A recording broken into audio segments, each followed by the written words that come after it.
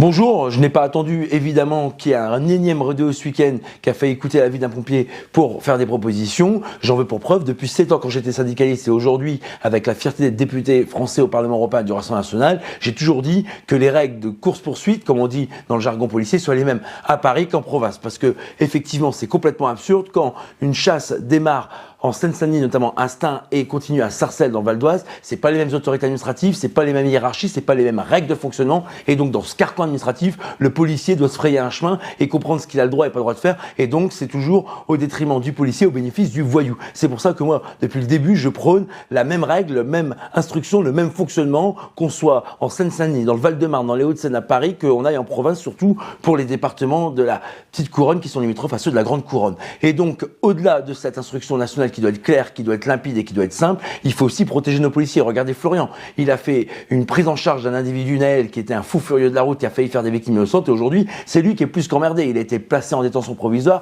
placé en prison. Vous imaginez pour un policier ce que ça représente. On l'a taxé d'avoir tué volontairement Naël. Le parquet devait d'ailleurs le poursuivre pour ça. Aujourd'hui, il est bien seul. Donc il faut le package, la présomption de légitime défense, parce que pour nous, la parole du policier n'est pas l'égale du voyou. Le voyou doit d'abord et avant tout rendre des comptes et non pas au policier de faire des rapports, des comptes rendus, des télégrammes, des auditions, des inspections. Bref, aujourd'hui, on doit mener la vie d'enfer aux voyous et pas aux policiers. Et surtout, les frais d'avocat, les frais de prise en charge de sa blessure, j'en ai souvent parlé, cette protection fonctionnelle qui fait défaut et qui n'est pas à la hauteur des avocats qu'ont droit d'avoir les policiers. Donc tout ça, il faudrait aussi y penser. Dire aux policiers, continuer la chasse et non pas cesser la chasse, sans les protéger, c'est les envoyer au casse-pipe. Et après, c'est menacer leur intégrité physique, leur intégrité judiciaire et surtout leur famille aussi, comme celle de l'affaire Naël.